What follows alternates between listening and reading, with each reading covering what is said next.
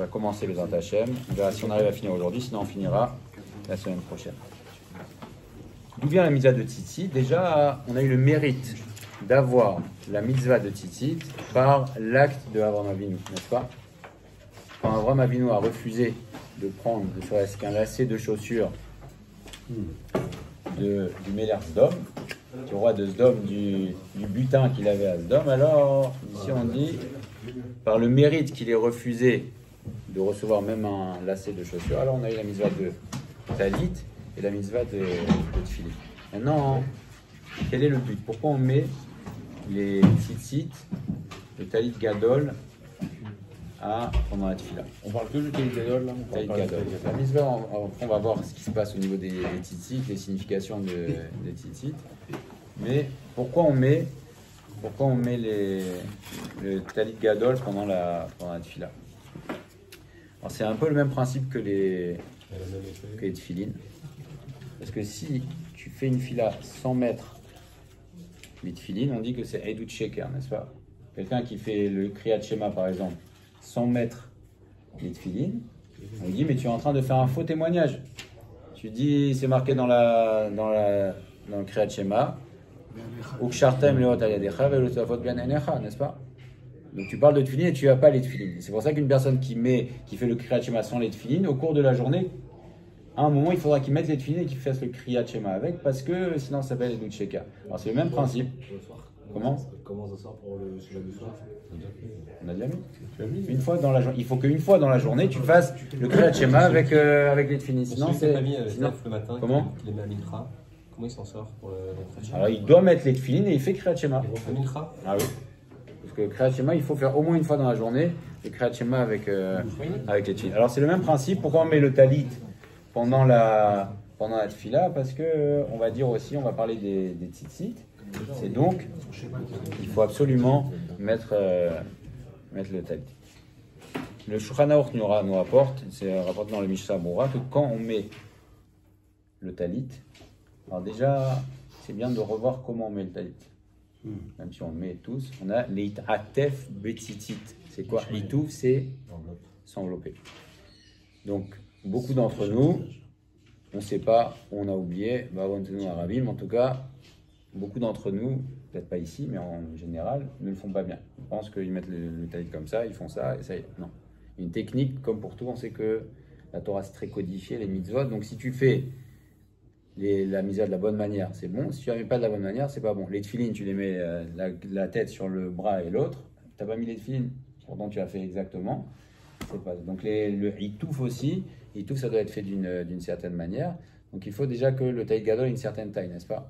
Un talit gadol trop petit, celui qui est en bande, comme ça. Voilà, tu mets comme ça. Quand tu mets à l'ancienne, tu mettais les chars comme ça. Et voilà. Et tu dis, après tu fais la bracha et tu fais, voilà. Alors ça s'appelle pas hitouf. Déjà, il faut faire, très important, c'est over la siatan, d'accord? Donc il faut faire toujours les brachot, tu les fais avant de faire le hitouf. Donc Akadosh Baruch Hu nous a demandé de l'itratef. Donc tu mets pas d'abord le tzitzit, tu t'enroules et après tu fais la bracha. Tu fais d'abord, après tu mets. Donc il faut faire descendre le talit sur le corps et après tu fais le châle de prière. Après tu mets sur la tête et là, donc là le hitouf, il faut que ce soit à la manière des Ishmaélim, n'est-ce pas? Donc il faut que ça arrive jusque là, jusqu'à la bouche. Il ne faut pas couvrir tout le visage. Le mec il a mis un repère aussi. Voilà. Il ne faut pas que ça couvre tout le visage quand on fait hitouf. Et très important aussi, on voit certaines personnes qui font sur la droite. Ils envoient tous les tzitzit sur la droite. C'est dafka sur la gauche, d'accord? Parce qu'Alpisod, c'est sur la gauche parce que derrière sur la gauche, il y a la malchoute et la malchoute c'est à gauche, d'accord? La sphère de malchoute c'est à gauche. Et donc celui qui fait à droite, il fait pas bien. Donc il faut faire. Donc on s'entoure et on fait à gauche. On met tous les tzitzit à gauche. Et maintenant, une fois qu'on a mis à gauche, il ne faut pas faire tout de suite. Il faut laisser le temps de marcher 4 amotes. D'accord? Donc 2 mètres. Donc c'est pas juste je fais ça et je reviens. Il faut faire ça, rester le temps de marcher 4 amotes. Donc ça fait quelques secondes, 2-3 secondes. Et après je mets. Voilà, là ça s'appelle que j'ai mis les tzitzit. Celui qui fait comme ça, c'est pas bon. D'accord? Donc il faut vraiment faire à main des Ishmaélim. Mais c'est le Shulchan Aruch qui dit ça. D'accord? Il faut faire Ça s'appelle le Itouf. Et à ce moment-là, c'est particulier. Il faut penser, il faut avoir une kavana shuta, puisque la misa de tzitzit a été donnée, l'eman tizkero, n'est-ce pas? Pour se souvenir. Donc, au moment où on met les tfili, le tzitzit, ou le taïd gadol en tout cas, il faut penser que je m'acquitte maintenant de me souvenir de toutes les mitzvot, puisque le but du tzitzit, c'est d'avoir en permanence le souvenir, puisque ça a été donné. Quand est-ce que ça a été donné la mitzvah de tzitzit dans la Torah? Ça a été donné dans Parashat Shlach Lecha, à la fin de Parashat Shlach Lecha, en tant que rappel des mitzvot. Et on dit que si les Meraglim peut-être avaient eu les tzitzit, alors il est possible que peut-être qu'ils n'auraient pas fauté. Donc le but, c'est les man tizkero, de manière à se rappeler d'Akadosh Baruch Hu en permanence. Alors maintenant, prenez si vous voulez la page P-Aleph 81. Vous l'avez? Vous voulez un livre? Il reste un livre? Ouais, Shulchan Aruch, Yechaven Beitat. Pense quand tu t'enroules du tzitzit, que Akadosh Baruch Hu nous a ordonné l'Eitatef Bo Kede Sheniskor Kol Mitzvotam la Sotam. Ok? Donc il faut avoir cette kavana. Je mets maintenant, comment? Voilà. Parce que le but c'est les Mantiskiro. Après c'est dans les Remazim. Dans les Remazim, dans les allusions, on voit que dans Tzitzit, effectivement, la valeur numérique de Tzitzit c'est 600. Et après il y a 8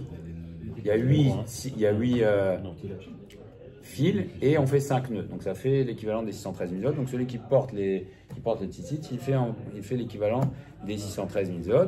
Et le Ben Ishraï, le bar, nous dit que bien que dans les autres mitzvot, celui qui n'a pas eu la bonne kavana pour la mitzvah, et le fait qu'il ait fait la mitzvah, c'est déjà bon, c'est-à-dire qu'il accomplit l'ordre d'Akadosh Baruch Hu. Ici, c'est différent parce que dans le tzitzit, c'est marqué Leman Tizkeru, de manière à ce que vous rappeliez. Et donc, il faut avoir cette kavana. Maintenant, si on ne l'a pas eu, c'est quand même bon, mais on voit qu'il y a le dagesh qui a été mis pour les tzitzit. Quand on met les tzitzit, c'est Leman Tizkeru, de manière à se. Comment? Être comme mitzvotai, de manière à ce qu'on dit tous les matins, de manière à se rappeler, que vous vous rappeliez de toutes les mitzvot. Donc quand on met le tzitzit, on pense aussi à se rappeler de toutes les mitzvot. Tu dis, on a dit tzitzit, donc valeur numérique 600. 600. Et après 8 fils et 5. Mais chaque fois. Oui, 8 et 5. Oh non, mais 4 fois 8 et 4 fois 5, non? Non. Des remazim, c'est des remazim. D'accord, oui, mais c'est 5 fois. Okay. Maintenant, si vous voulez, on fait une petite parenthèse sur les remazim. Ok. Alors prenez la page 211. Ok. Resh Yud.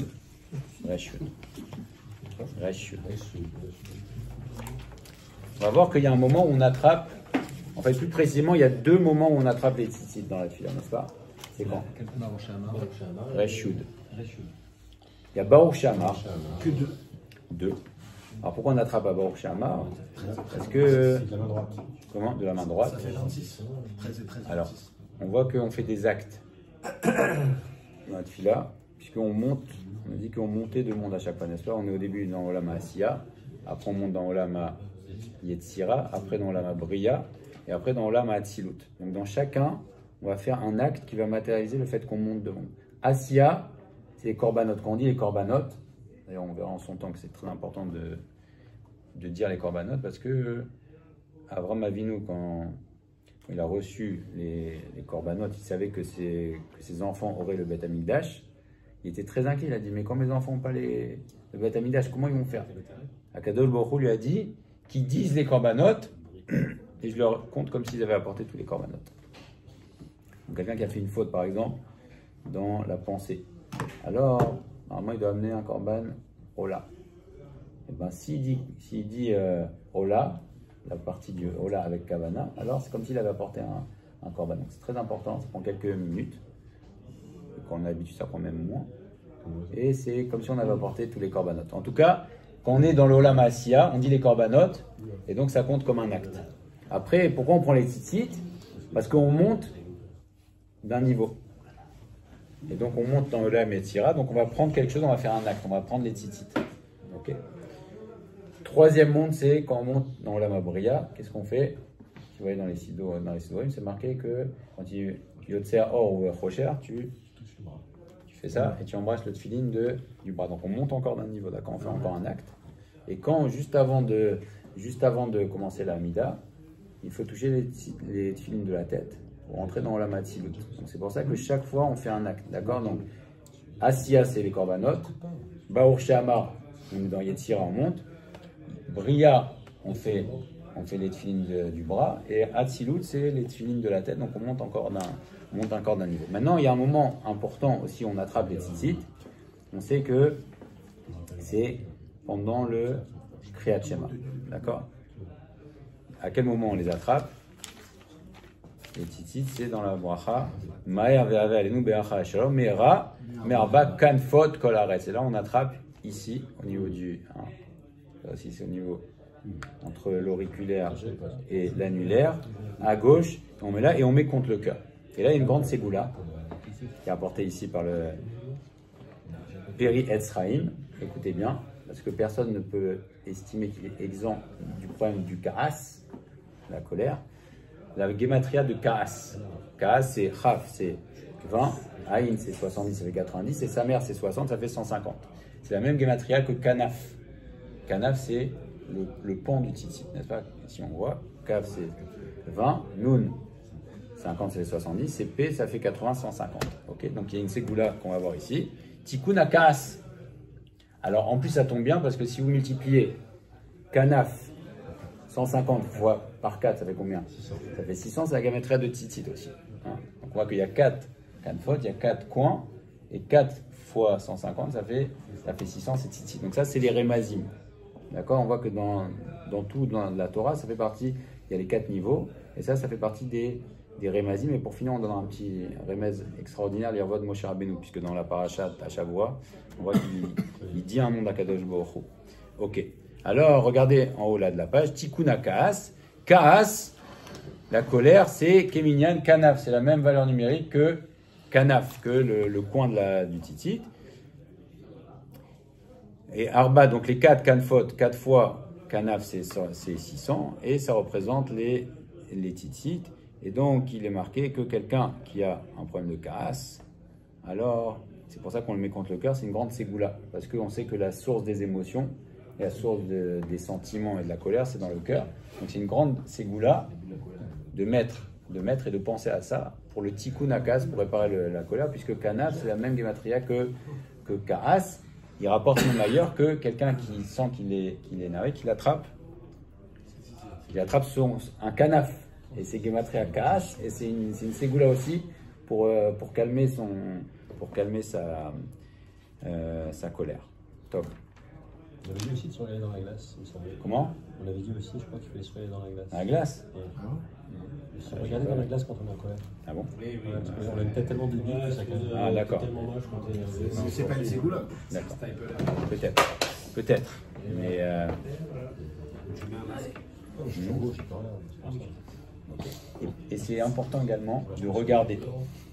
C'est le Ben Ishraï qui dit de regarder les tzitzit, même quand il n'y a pas le petit trélet, parce qu'on sait que le petit trélet, le bleu azur, ça rappelle la mer, qui rappelle le ciel et qui rappelle le Kiseh HaKavod, n'est-ce pas? Le Ben Ishraï nous dit que même aujourd'hui, quand on n'a pas le petit trélet, le fait de regarder les tzitzit, ça renforce la Yirat Shamayim, même s'il n'y a pas le petit trélet. Donc ça, ce sont des ségoulottes. Et pour terminer, on va voir, c'est pas lié au tzitzit, mais prenez la page Reish Tzadik et les Remazim. Et dans la Tfila, on va voir ensemble les Vatachem, c'est ce qu'on pourra voir ensemble. Il y a énormément de Remazim. Alors, à quoi ça correspond les allusions? Par exemple, les Gematriotes, ce sont des Remazim, ce sont des allusions. Après, ce qu'on appelle les Rachetevot, les premières lettres des mots, on va en voir aussi beaucoup. C'est des allusions, ce sont des allusions. Il y a des mots, on voit qui s'enchaînent, et les premières lettres, ça forme des mots. Ou les dernières lettres aussi, sauf et tevot, ça forme des mots. Donc ça, tout ça sont des allusions. C'est un des niveaux de la tfila et c'est un niveau aussi de la Torah. Vous voyez dans la page 295, la semaine dernière, on a vu précisément ici qu'il y a un moment où on doit prier très fort pour que Akadosh Baruch Hu nous ouvre le cœur dans la tefila, c'est quand on dit ou iftach libenu betorato, veyasim belimenu avato, n'est-ce pas? Donc à ce moment-là, il faut prier pour que nous, Akadosh Baruch Hu nous ouvre le cœur dans la tefila. Et juste après, c'est marqué l'onigalarik velonele be'ala. Là, on pense à nos enfants. Il faut penser à ce que nos enfants soient versés dans la Torah, voilà, que nous, tous nos efforts qu'on investit ne soient pas faits dans le vent. Et on continue la tefila, Leman, Izemach Kavod de l'Idom, Hashem Elokai, Leolam Odeka. Vous voyez, Hashem Chavetz Leman Tzidko, Yagdil Torah Ve'adir, Ve'iftechu Becha Yodai Shemecha. Et là, juste après, c'est marqué Kilo Azavta Dorshecha Hashem. Vous voyez ces trois mots? Vous voyez que les trois dernières lettres, elles sont mises en gros, en gras. Ça forme le mot Tav, Chaf, He. Ben, c'est le nom d'Akadosh Baruch Hu que Moshe Rabbeinu a dit quand il a tué l'Égyptien dans la parashat Hashavua, n'est-ce pas? Il a dit Take. Take, c'est frapper et c'est un des noms. C'est un des noms d'Akadosh Baruch Hu. Et donc Moshe Rabbeinu, il a dit un des noms d'Akadosh Baruch Hu pour tuer l'Égyptien. Et donc ce mot-là, c'est ce qui est ici en remède, les trois dernières, vous voyez, les trois dernières lettres, Tav, Chaf, He. Et regardez ce qui est marqué à ce propos. Kavanat pasuk kilo azafta dorshecha. C'est une kavana simple et ça peut rapporter gros. Sauf tevot, les dernières lettres c'est Tav, Kav, He. Veu Hashem asher harag Moshe boat mitzri. Donc dans la parashat Shavua, c'est avec ce nom-là que Moshe Rabbeinu a tué le Mitzri. Lama take recha. Pourquoi tu frappes ton ennemi? Donc c'est pour dire que c'est avec ce mot-là qu'il avait dit. Et c'est Vechol amechaven bo. Tout celui qui pense à ça, à ce moment-là, Nitzol me Adamora kolayom. Il y a une ségoula qu'il sera sauvé des mauvaises personnes toute la journée. Donc si on pense à ce moment-là, voilà, lo azavta dorshecha Hashem, alors c'est une ségoula pour être sauvé. Plus c'est C'est 100.